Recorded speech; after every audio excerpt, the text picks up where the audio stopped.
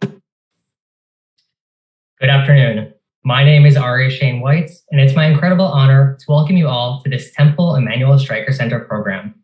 Stephen Sondheim and George Furth's musical comedy Company has reopened on Broadway to rave reviews, and trust me, it's an experience you do not want to miss. I've seen it twice already.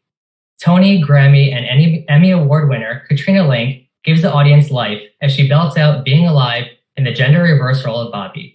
Stepping back into the shoes of Joanne for the third time is the incomparable two-time Tony, two-time Olivier, and two-time Grammy Award winner Patti LuPone. They are joined by Tony and Olivier award-winning producer Chris Harper of Elliott and Harper Productions. All three will be in conversation with our moderator, TV, film, and theater writer Jessica Dershowitz, who previously served as Entertainment Weekly's digital features director. If you have any questions for our guests and you're watching on Zoom, you can enter them into the chat. Also, this April, the Temple Emanu-El Streicker Center will host Judy Collins, paying tribute to Leonard Cohen. We'll also host Jenna Bush Hager, Tina Brown, Chef Yodom Ottolenghi, and Allie Wentworth with Brooke Shields. Just visit streicker.nyc for more information. One last thing, please keep the people of Ukraine in your prayers. You can join Temple Emanu-El's efforts to support the people of Ukraine by visiting the link that will be dropped into the chat shortly. Now, please welcome Katrina, Patti, Chris, and Jessica. Hi, everybody. I'm so glad we could all be here today, side by side by side. I promise that will be maybe not my only company pun, but I will keep them at a minimum. I had tickets to see this show in March of 2020 that obviously did not come to pass, but during the long days of the pandemic, when theaters were closed and everything felt so uncertain, I just kept thinking about the fact that someday, hopefully, fingers crossed, knock wood, touch wood, I would be able to see the show again. We would all be back in seats again.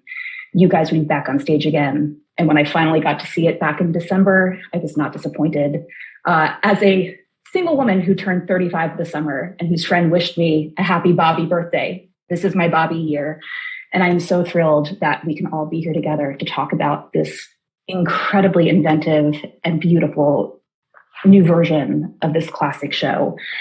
We have a little trailer showing a little bit of what people can see if they come to see it. So let's start with that before we get to talking.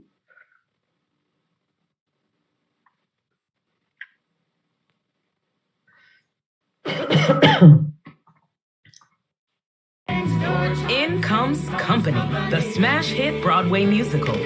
Tony winner Katrina Lenk and two-time Tony winner Patti LuPone star in this deeply funny Stephen Sondheim masterpiece that's the best musical about New York City ever written. Time Out New York gives it 5 stars, adding, yes, it's really that good.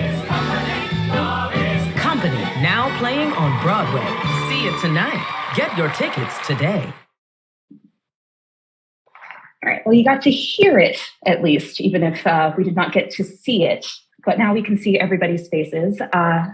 Chris, why don't we start? Tell me when you and Marianne first started discussing reviving Company, and at what point in those conversations did you decide to take Bobby, B-O-B-B-Y, a man, and make her Bobby, B-O-B-B-I-E, a single woman living in New York, turning 35 with a lot of married friends? Well, the idea for Company came about, well, Marianne and we both worked at the National Theatre together on and off for 12 years. And I produced Marianne's production of Warhorse and Curious Incident of the Dog in the Nighttime. And after about 12 years of being at the National Theatre, we started to just flirt with the idea that we might set up our own company. And when we did that, one of the very first things that Marianne said that she wanted to do was tell stories about female protagonists. And we really wanted to find pieces of work that really told stories about women, and preferably female creatives, female writers. We really wanted to try and kind of shift that balance back to where it should be.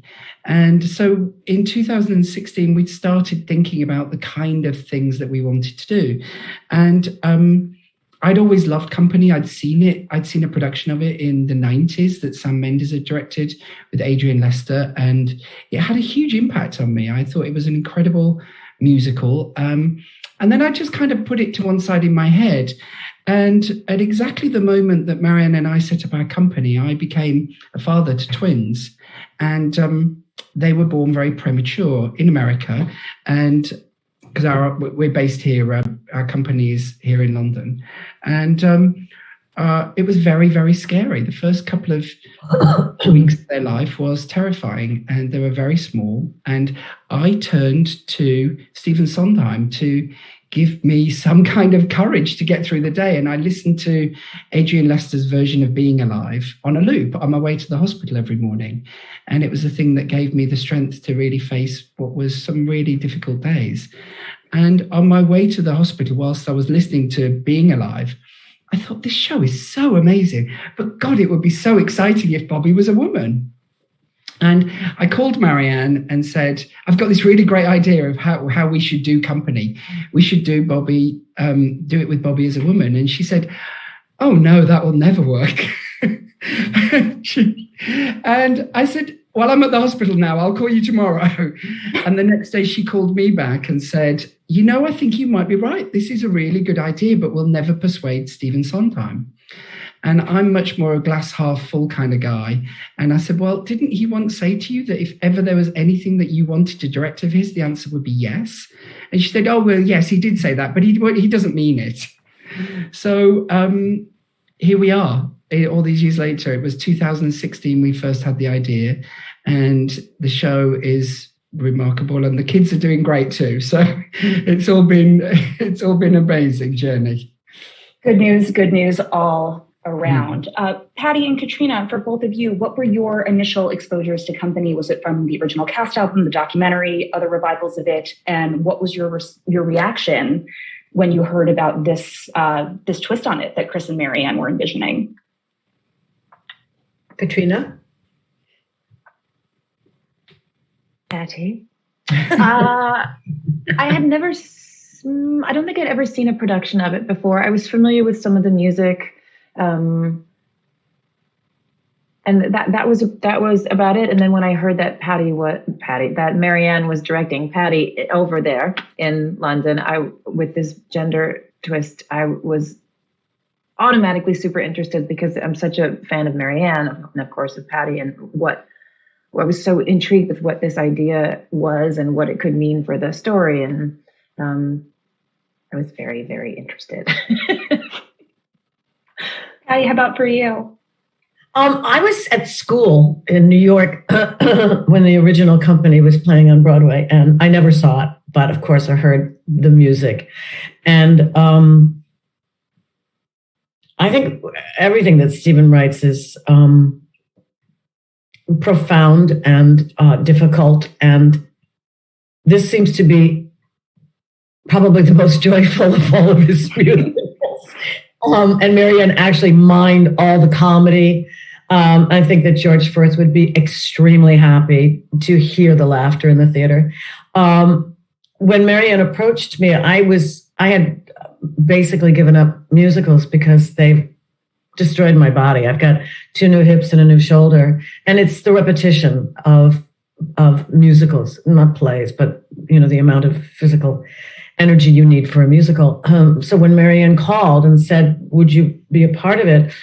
I said no. And then I realized if I said no to Marianne, she'd never ask me again. And I'm so glad that I decided to do it. I always loved working in London. So it was I was really glad to get back to the London stage. And as far as I was in a production of it, I saw the John Doyle production, but then I was in a production with the New York Philharmonic with Neil Patrick Harris. So I've only had the experience at that point with men. I also played Joanne and questioned why Joanne would want to make it with Bobby. That was always so confusing to me when I was playing it. And the fact that this has been upended and Bobby is now a woman makes so much more sense to me. Women get asked that question. Women are told that the time is ticking on your ability to have children, and men don't get asked that question. What's wrong with a 35-year-old boinking beautiful women unmarried? Nothing. But it's an issue for women. So I think it makes more sense with a woman. I think it's much more poignant and in the hands of our beautiful Katrina, it's extremely poignant and moving. I could cry right now. I watch her every night sing Being Alive. And it's, Katrina is a unique animal. And Katrina brings something that is unexpected to her performances, which makes her so unique. And so listening to Being Alive sung that way, it's never been interpreted that way. And it is so moving. Katrina, I watch you every night, and we applaud you every night. I want you to know that. Katrina, are you okay? I just, I need a minute. Patti, while we let Katrina compose herself, how are you feeling? You were just out of the show for 10 days because you tested positive for COVID. How are you doing? Well, I still have residual symptoms, and my energy is not where it normally is, but it wasn't as bad as it could have been had I not had the vaccinations and the booster. So I am all for the science, all for the scientists, and all for the vaccinations. It could have been a whole lot worse, and it wasn't. It was a combination of a chest cold and a flu with a fever and chills, and it was gone. The symptoms were gone in about 36 hours. I have residual symptoms of a cold, and my energy is starting to come back. So I'm, having flowers thrown at you help or hurt? Well, while we're on that issue, may I just instruct anybody that wants to throw flowers at the stage, underhanded, not overhanded, at the feet, not the head, and please remove the thorns. Got to protect the wig, got to protect the hair. How to protect the Patti. It was shocking. And of course, it's hilarious to look at. It's insane. The video has certainly made its way around my Twitter feed a lot over the last couple of days, but I'm glad that everyone escaped intact. We so tried to kill it. I don't know how it got out because it looks ridiculous. It looks hysterical, actually. And it wasn't what they wanted to have happen. No. Probably like best intentions, kind heart, not the best execution, right? I was just thinking about this today. Maria Callas sang at La Scala, and I can't remember what she was singing, but they lobbed cabbages at her. And in a video that is of Maria Callas and that performance, she actually goes down and picks up a cabbage and cradles it as if it's roses. That is the sign of a true diva. Well, nothing will be thrown at you today. I hope. I hope I can promise you that. Katrina, you came into this production. The whole Broadway cast, aside from Patti, was new. Patti came over from the London version. You got to work within the blueprint of what Chris and Marianne and the company created, but you got to come in and make Bobby your own. How did you even begin to create your take on this character?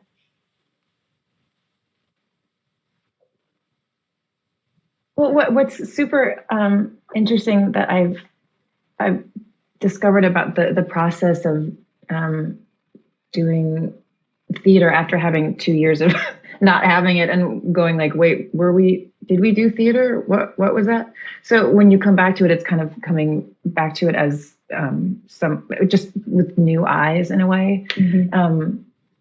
And when you have to do a show every night, you have to keep the character and the story alive and really fresh. So it feels like you're constantly doing a research project. You're like in the middle of a research project or in the middle of investigating something rather than like having written the whole project and presenting it. You're still like digging and finding things. So it started with just investigating,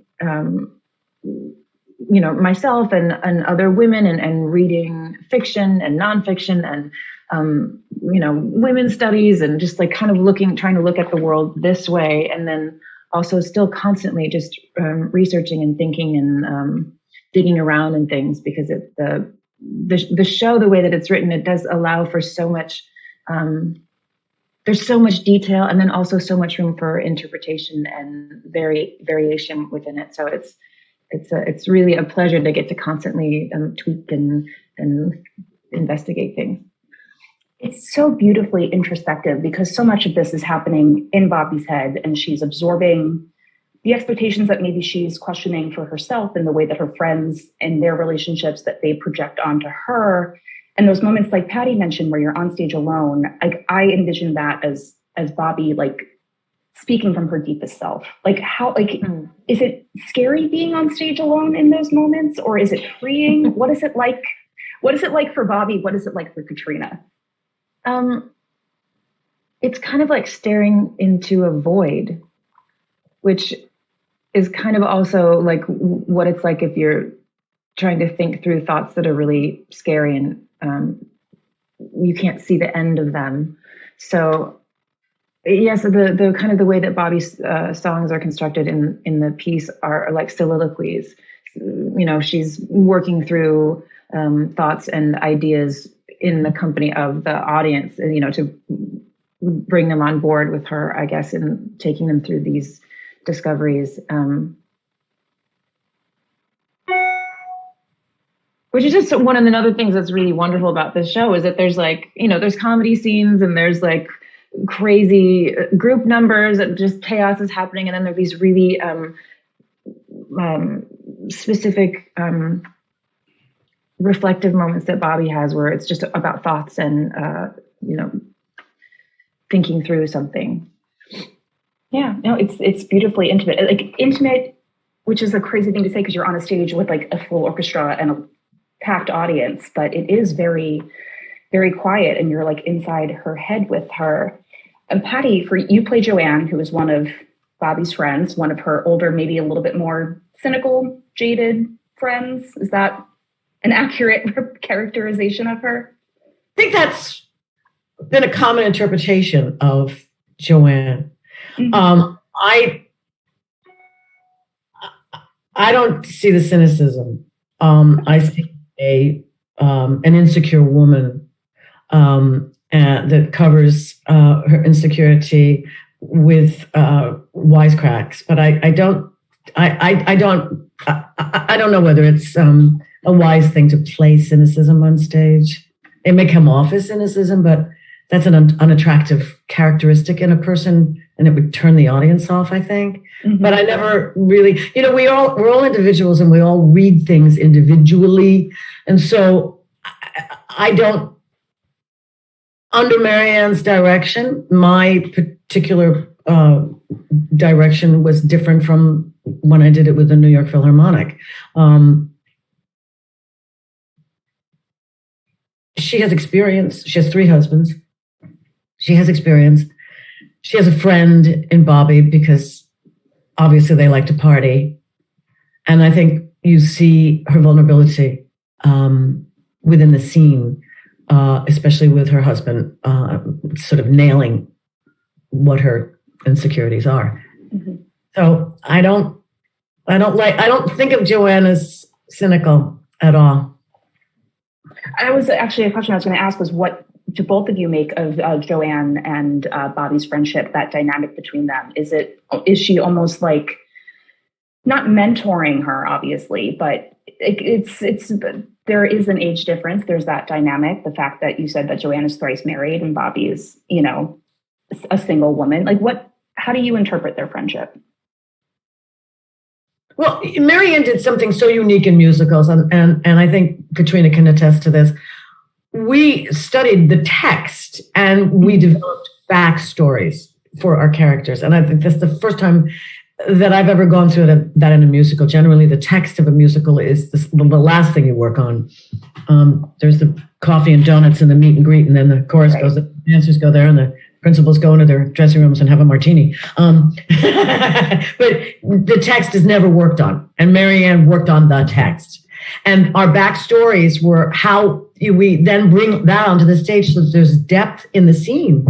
And I think Katrina and I decided we met at, and help me out here, Katrina, if I've forgotten, but we met at a gala, you know, where both of us I would go because it's my class that's paying for it. And Katrina would go because she's a hip person, or Bobby would go because she's a hip person, and she would go to the Metropolitan Opera Gala or the New York City Ballet Gala. And we got bored and met at a bar and found common ground and drink. Am I right, Katrina? Yes. And I like too that we are, it seems like what we like to do is we get a great pleasure together out of how clever we can judge people or put other things down, or that sort of thing. Yeah. Mm-hmm. That's a good classic New York hanging out, just like people watching and observing everyone around you. Patti, what were you going to say? I'm sorry. I mean that's what's unique about Marianne and her direction. The detail and the digging and the discovery of text, and it, as Katrina said earlier, it opens up so many variations on that line. You do have to keep it alive every single night, and having that research allows you, within the parameter of the piece, allows you to constantly investigate and emphasize in a different way every night, as long as it's true to the scene. And I think you see that in Company every night. It's bristling, it's alive every single night, which is, I think it's because the text was so digested. Yeah. Chris, what was it like for you and Marianne going through the text? Because Bobby isn't the only gender switch that you've done. There's been some, not many tweaks to the material, but some to make it a bit more contemporary as well. What was that process like? Well, I think there's more tweaking than you might think, but it's all very, very faithful to George Firth. One of the very first things that when we approached Stephen Sondheim about whether he would allow us to meddle with what was already a masterpiece, was he said, look, George Firth's not here, so he can't answer for whether or not you should or shouldn't change this. He said, so you can fiddle around with it, but you can't rewrite it.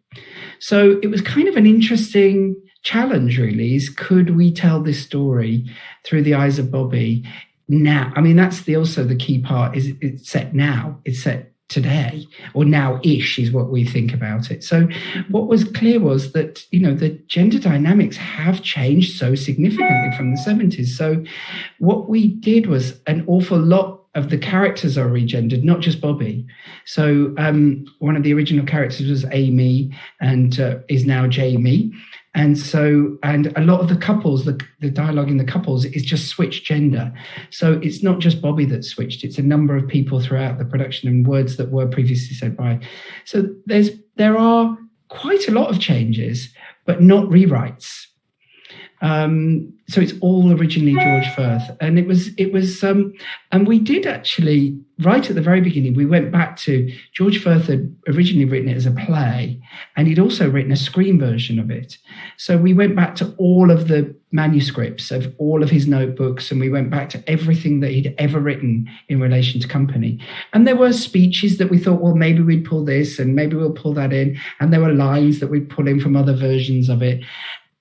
But actually, in the end, we hardly used anything other than what had originally been done in the 1970 production of Company. It's, as I say, it's moved around. The chairs are in different places sometimes, but there's very few. In fact, I think the only real significant change is the real change of Joanne saying, offering her husband to Bobby. So everything else is pretty much as written, just in a different order. But it was very interesting to go through that process of investigating, interrogating all the George Firth material, but still to come back to the conclusion that what he'd written was absolutely extraordinary to begin with. Absolutely. And when you put it in this more modern lens, it can take on different meanings without even having to change too much to it. I remember I spoke with Marianne in February of 2020, a very 2 years and 1,000 lifetimes ago. And we talked about Another 100 People and how it's a song about the vibrancy of New York, but she also saw it as a bit about online dating and how you can just swipe through another 100 people, another 100 people, another 100 people, and the difficulty of forming connections that way. And I just first of all, I nearly like hit under the table because as somebody who has been on both sides of that, I understood, but it was so true. And I'm curious for each of you, are there moments like that, songs, sequences in the show that you're just like, wow, this really just takes on such a different resonance now? Are there parts that are yours or just in general in the show? One thing that struck me was the homosexual couple and Jamie saying to Paul, just because we can get married doesn't mean we should, which resonates considering how long it took the fight to have same-sex marriages and the attack our LGBTQ community is under in this country now. That resonates a lot for me. I mean, I'm always moved when I hear it. For me, that's the most powerful line for me. Katrina, what about for you? I'm so sorry. My internet froze while you were asking this question. Can you just briefly sum what it is? Absolutely. We're just talking about if there was a specific scene or a song or a moment that really, in this version of the show struck you as being especially resonant. I was talking about Another 100 People and just the feelings of online dating. The TikTok sequence certainly feels very different when a woman is hearing the clock ticking versus a man. One of those. Anything else? Yeah, I would totally agree that TikTok, and even while it's happening, I'm still wondering, like, how was this before? Well, I know it's usually, what I've heard is that it's not usually in the original version when it's done, but when it was done, like, what was a sexy dance? Wait, what? What? So I think that resonates really wonderfully in this construct, and also the way being alive can potentially resonate with so many of us who have experienced, loss in the past 2 years in a way that is rather large. That kind of resonates in a different way, I think, too. I think the set also does so much work for you in terms of, I noticed the little 35s everywhere and just the beautiful way that she climbs in and out of these different vignettes. Chris, what was that conceptualization? It's a long word, but what was that process like for you guys, really figuring that out? Hard, because when we did the show in London initially, we couldn't afford that set. But so Marianne and Bunny had been designing something else. And when they showed it to me, I was like, yeah, okay. And they said, but we have this other version of the set that we really can't afford. And then when I saw it, I just kind of fell to the floor. It was so extraordinary, the set that we now have. And I said, we have to have that set. There is absolutely no way we can do this production without that design, because Bunny Christie is such a huge visionary, and to have clipped her wings would have been absolutely, well, it would have just been truly devastating, because I think what Bunny's design does is bring so much to the realization of it being modern and now, but also just the whole Alice in Wonderland magic of it. So I often, we scraped together to make the physical, but it was worth it. I mean, actually, it's now very automated in New York, but it was not automated in London. There were people pushing on boxes, which was very, it looked great, but it was quite painful for those people pushing and pulling. So I can't tell you how happy we were when we brought it to Broadway that we could automate it. So, but it's a magnificent design. I mean, Bunny is just a true genius of the theatre. I have to interrupt for a second. Everybody holds their breath in the first box's move. Because that's the trickiest move. When Katrina is in the nightmare box and the first scene box come down and the company box goes off, it's just everybody's backstage going, are we... Deep breath. Well, and in London, it had an even trickier direction. It had to actually almost turn a corner to come out of the wings. It couldn't go straight off. So yeah, when we were pushing and pulling it in London, it was crazy. So now it moves so effortlessly in New York. It's even more beautiful. It's amazing. I'd love if we could show people a little bit of what that looks like and what you guys sound like. We have the opening number that I would love to show everybody. So if we could roll that clip.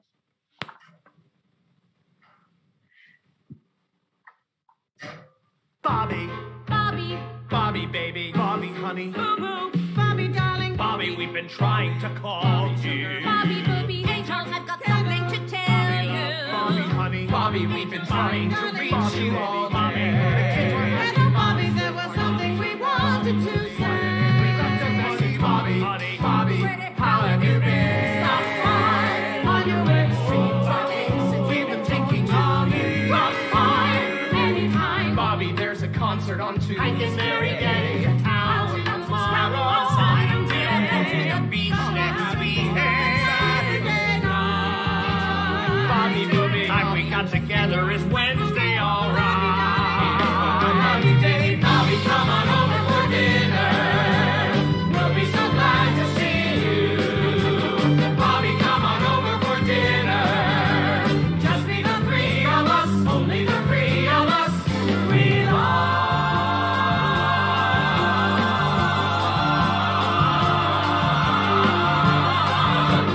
you. Phone rings, door chimes, in comes company. No strings, good times, room hums company. Late nights, quick bites, party games, deep talks, long walks, telephone calls. Thoughts shared, souls spared, private names, all those photos up on the walls. With love, filling the days. With love, 70 ways to Bobby with love from all those good and crazy people, my friends. Those good and crazy people, my married friends. And that's what it's all about, isn't it? That's what it's really about, really about. Bobby, Bobby, Bobby, baby, Bobby, Bobby, darling, Boo, sweetie, Angel, will you do us a favor? Bobby, Bobby, no, love, I'd like your opinion. Bobby, girl, Bobby, there's a Bobby, I need your advice. Just half an hour, Bobby, if you'd visit the Kings once or twice. Bobby, Bobby, hey, where have you been?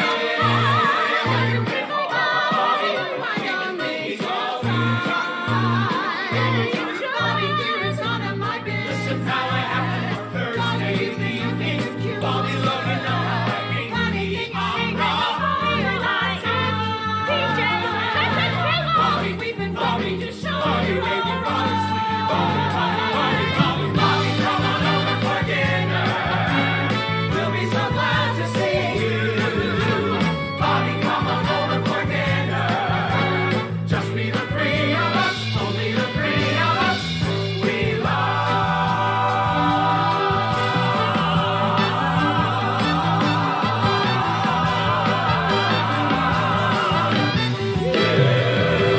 Phone rings, door chimes, in comes company. No strings, good times, just drums company. Late nights, quick bites, party games, deep talks, long walks, telephone calls. Thoughts shared, souls bared, private names, all those photos up on the walls.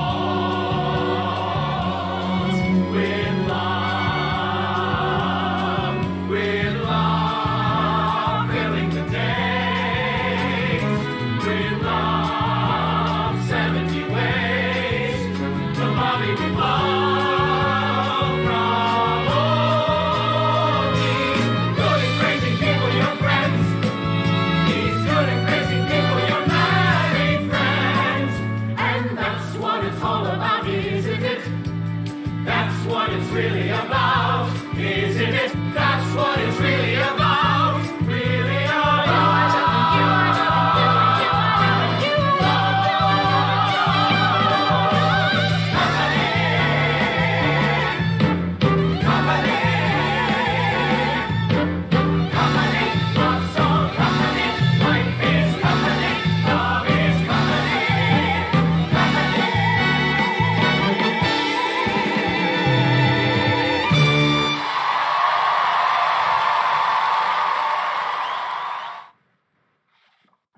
so good. Katrina, I love that jumpsuit so much. Yeah, that jumpsuit's great. I have, now that Funny, crispy.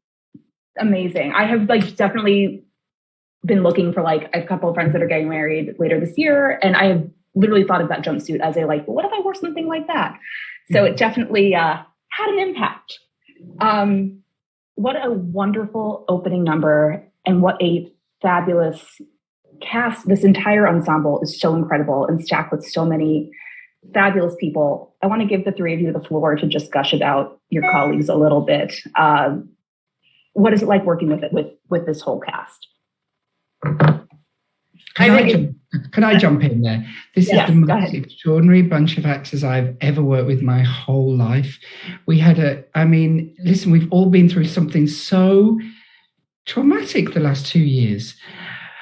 But I have never worked with such, the whole group of actors are beyond talented. I mean, every single one of them has so much experience, but it's the heart and the warmth of these actors that is just so overwhelming. It's been truly, truly one of the most extraordinary experiences I've ever had because of the talent and the humanity of everybody in this cast. It's been remarkable. I love every single one of them so deeply, and I'm missing them. I've been away for about I haven't seen the show for 4 weeks, and just watching that 5-minute clip I almost cried. They are truly, truly remarkable. And particularly being led by these two extraordinary women, they are the best. I'd like to say that, we didn't know each other that well when we were in the first rehearsal period. And we were, I think, 9 previews in. 9. Before we were shut down. And then 2 years passed, or 18 months passed, and then we came back. And I remember the first day of rehearsal where we were all vulnerable, I think emotionally stressed, individually emotionally stressed, and confused about the entire experience that we had just gone through. And would this last? Would we be shut down again? There was a great, fear of the same thing happening again. And it created a bond with the people in this environment. And that was extraordinary because this company is incredibly generous, incredibly supportive, incredibly loving, incredibly forgiving. There's no ego. There's just a huge embrace. And that is the most unique experience that I've ever had in a musical, which are by their very nature vicious beasts. They're competitive. They're especially with a hit. It goes south faster than a flop. You can't kill a flop, but you can kill a musical by entitlement. A hit musical by entitlement, which happens a lot. And this, because everybody is a seasoned actor, and because everybody is a principal in this, and our understudies are also extraordinary, and because of what we went through individually and came together, these were the first people we had seen really since lockdown. It created an environment that is strong to this day, and phenomenal, just a phenomenal experience. Katrina, what about you? Yes. And to speak more about our understudies, we are so lucky to have the understudies that we have, and also that we were able to share the whole rehearsal process with them. Usually the understudies come in, maybe once we get to previews, and then they just have to kind of sit and watch from the theater, from the house, and be sort of distanced. And they were with us every step of the way, and is sitting in on rehearsals with us, sometimes going in if one of us had to go to a fitting or whatever. So it feels very much like we're all one team. And then to get to see them go on during previews, often because of COVID, which is also an unusual situation, like Chris was saying at the beginning. they're all extremely prepared and dynamic actors, and it's so much fun to play with and they're allowed to bring their own versions of these characters on stage with them. And it's just been really an extraordinary experience, not only to work with the principals every night and then to get to enjoy and watch and witness the brilliant performances from our understudies. It's just really incredible. It's amazing. I've been so heartened too to see the appreciation that has always been there, but just maybe louder for understudies and swings and the people that have to do so much work that, on the turn of a dime, having different tracks, having to cover different people and jump in sometimes with very little notice. It's been very exciting. And I think, great that work is also understood and celebrated. Patti, you talked about this a little bit, but you guys obviously were shut down for a long time, like the rest of Broadway, and then came back. And aside from rehearsals, how has it felt different being back on stage again after so much time away? Well, we're still under the cloud of COVID, and it hasn't gone away.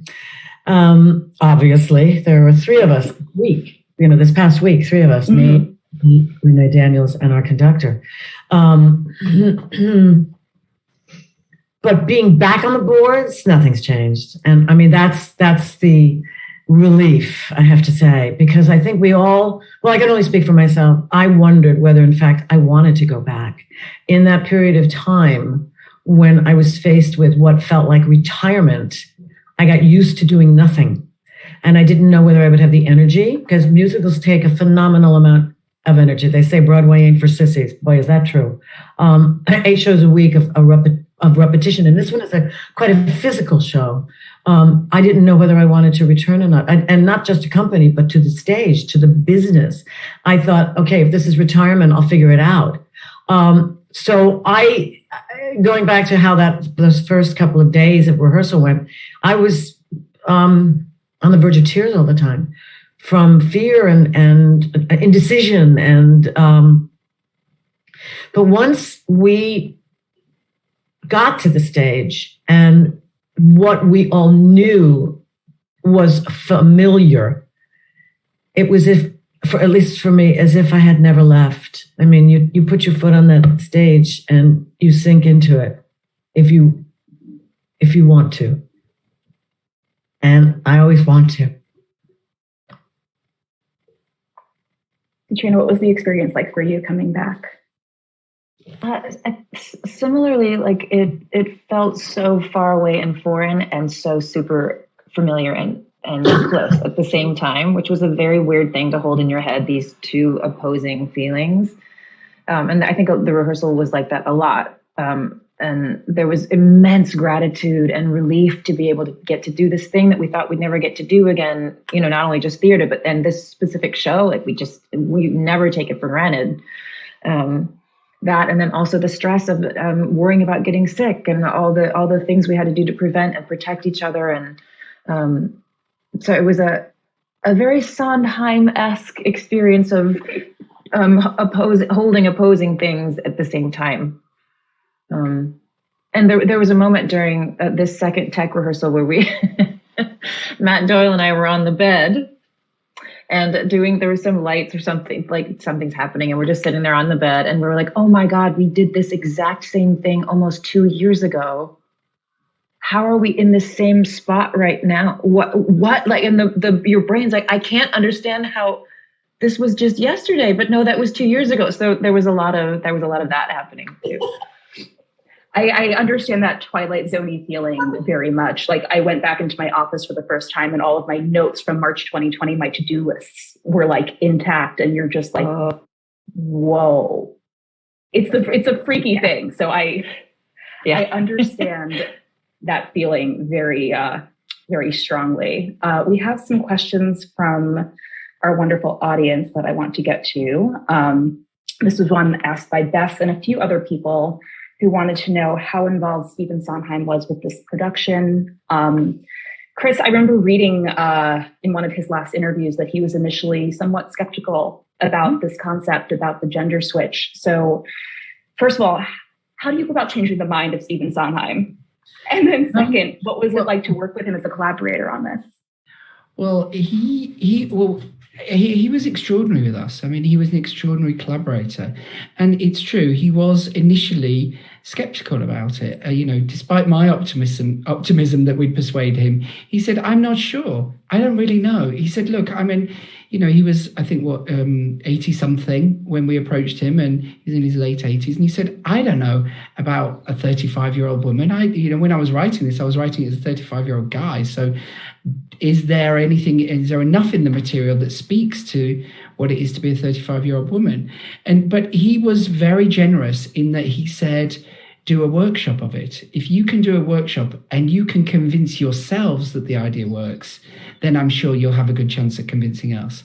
So we did the workshop in London, and we just did a week. And we had an extraordinary bunch of actors who we worked through the material with, Marianne and Joel Fram, our musical supervisor. And it was clear on day one that the idea worked.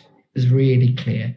And that was nerve-wracking because he wasn't going to come. We just had to record the video and we had to send it to him.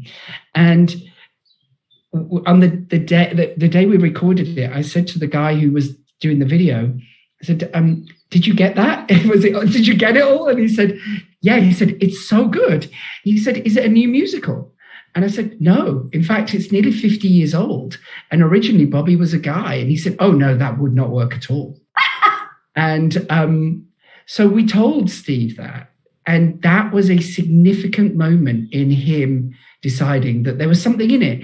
And even up until the very first preview in London, he still wasn't entirely convinced, although he collaborated and he helped and he regendered and renamed all of the parts for female or like all the boyfriends have different names from how they originally were when they were girlfriends. He was very involved in all of those things.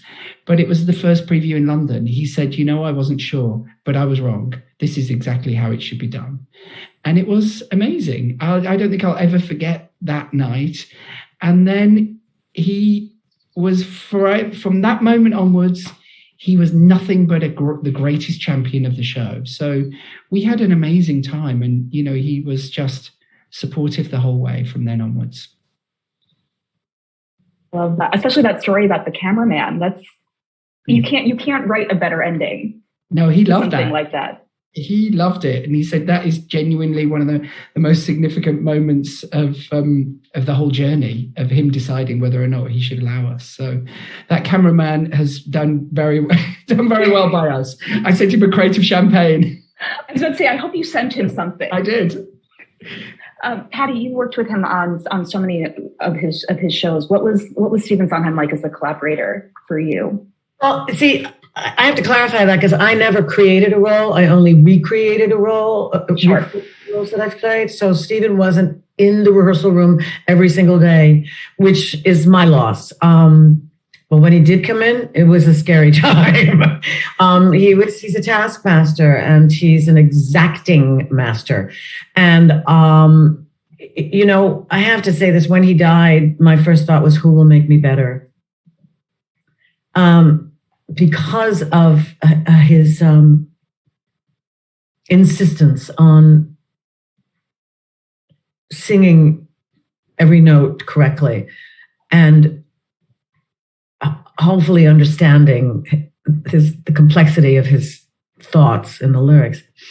I've just never had an instructor like that. I've never had a teacher like that, except, maybe one or two teachers at Juilliard for acting, but I haven't had that in musical theater, which is what I do primarily.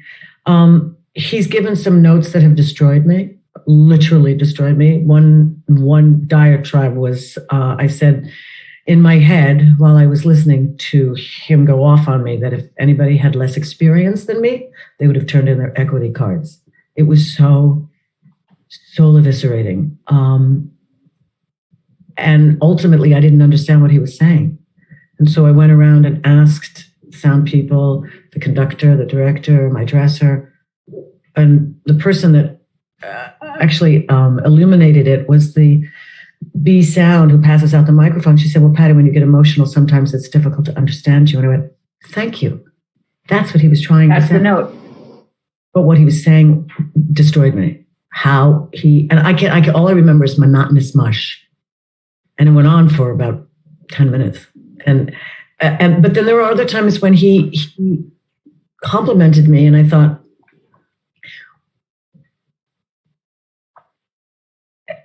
where do I go from here? Where do I go from here? Right. How can I be better for him? Yeah. Right. It wasn't the highest praise from just, yeah. It wasn't about pleasing him, but it was about growing. It was about understanding how deep and how difficult it is to do what we do. Yeah, absolutely. Katrina, were there any notes that he gave you during this process that were hopefully not destructive in that way, but insightful, illuminating, that helped you find this character? Well, what I just love about him, which he wanted, like, all of his work to just keep improving. So, like what you were saying, Patti, he would say those things to himself. I think he was always seemed to be working on getting better and making the thing better. And he was so interested in, like, how can we keep tweaking this song or these lyrics or whatever to keep moving this farther and farther towards a better version of the thing. So that was really inspiring. And then the joy that he took in collaborating and being in the room and appreciating what everyone was doing. And he was not going to tell you something that wasn't what he thought, which is sometimes great and sometimes really difficult to swallow. But he was an honest note giver, I guess. Like he wasn't gonna BS you about what he thought. Mm-hmm. He loved his cast. I mean, when he came to the first preview, when we came back, 10 days before he died, I mean, he said it was one of the greatest nights of his life. And he loved this cast and he loved the production. He loved Marianne's work on it, but he particularly loved the cast. And that was what was so, oh gosh, it's very emotional when I think back that he was there with us only 10 days before he died, but he loved it. I mean, it was an extraordinary journey to have gone on from him not so sure through to, the end of his life. Yeah, it's a tremendous gift. Here's an interesting question from MK. What do you think happens to Bobby afterwards? Why does she miss the party and what does she do instead? I'm very interested in what MK thinks the answer to this question. I think what the audience decides, whatever the person in the audience thinks happens is what happens. That's the meaning of the piece. That, to see. Yeah, that's what I think. And I don't know that she.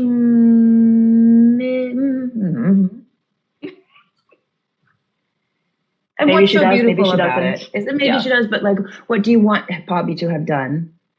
And then what does that say about what you want for yourself? I think is what I'm super interested in. Absolutely. Here is another question. Let's see. This one is from Elizabeth. If you could swap roles with anyone in the cast, who would you choose and why? And I'll also say to Chris, if you were to insert yourself into the show, who would you play? Well, being alive is obviously so deeply personal for me. Gosh, I cannot act, and B, I cannot sing. So the idea of inserting myself in the show at all is kind of laughable. But there are two moments in the show when during the opening number of Company, when they sing all those photos up on the wall, I just think of my family and I cry every single night.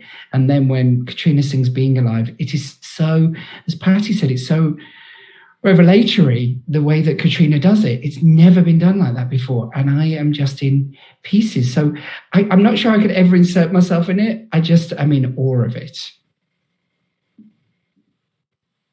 Katrina, Patti? I'm happy where I am, thank you. You're good? I would like to be one of the people that dances in the background of the club. Like the whole cast gets to dance, up there, upstage, while the ladies' lunch scene is happening. And their costumes are incredible, and they get to do some very fun and odd sort of dance moves. Someone has a tiny dog and a purse. It's like it's very exciting up there. So I'll close out with this last one, which I think is interesting. So Annie asks, as discussed, the gender swap of companies seems like a natural approach to refreshing this text. Is there another show or role you think would benefit from revisiting through the lens of a gender swap? And a very good example, a colleague of mine interviewed Andrew Garfield and Robin DeJesus about Tick, Tick, Boom, and they jokingly suggested a Audra McDonald Sweeney Todd. And the second I heard that, I was like, I would buy tickets to see that. So is there another show that you similarly think could be fun to play around with the genders in?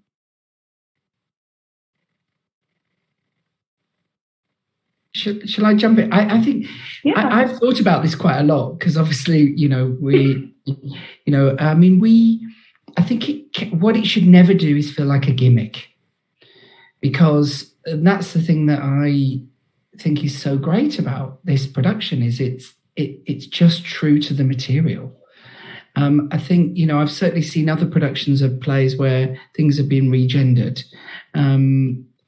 And I'm always a little cynical of it, actually. It just, the material has to speak to it. It has to say something to it. And that's what, as yet, I haven't found anything that I think is the natural fit in that way that it is with the gender switch of company. But listen, I'm sure it will happen and there will be more of it. But it as long as the material supports the idea, that's the key. Right. I think it gets into the bigger question also of just, revivals you can restage a classic and it is a classic and it is, a beautiful show just restaged again in another era, another language, another cast, another year. But then there's also things like what you guys have done here, or I was so blown away by the revival of Oklahoma a few years ago that really take a different approach to things. And I guess that's the question of, should revivals sort of reframe the text or look back at it, or does it depend on the show? I'd be curious for your opinions on that for anybody who wants to answer. We just one thing, we did a production of Death of a Salesman in London 2 years ago, just before the pandemic, and Marianne directed it with a colleague, Miranda Cromwell, and the Lohman family for the first time were an African-American family. So I think there are ways that classics can be taken and looked at through a different lens rather than just there are ways of reinterpreting, bringing something up to date, or maybe taking it into another period backwards in time can be really illuminating. But the text it's got to be a reason for it. Katrina, Patti, do you guys agree? Yes. I do. I have to say that years ago, and I never saw the movie Theater of Blood with Vincent Price. It Kills the Critics. Is that what it is? Yeah. Somebody wanted to the Vincent Price role. They were going to make it a musical, which is a great idea. Only they couldn't get the rights from whoever the film distributor was. I would love to do that one, but I agree with Chris that it has to. It can't compromise the original tension of the piece, and it really can't be a gimmick. It's just it's rude. I agree, and I agree, and also crave more new things, like new works that are written, and I'm looking forward to those. Absolutely. Chris is in London doing one of them right now. Very exciting. I want to thank everyone so much for being here. I am honored to be in such illustrious company. Company is playing at the Bernard Jacobs Theater in New York. You can find information about tickets on the show's website. I really hope that as many of you as possible will get to see the show and these incredible actors. Thank you so much for being here and have a great day. Thank you. Thank you. Thank Thanks you. for having us. Bye, Chris. Bye, I love you. I miss you. I'll see you soon. Bye.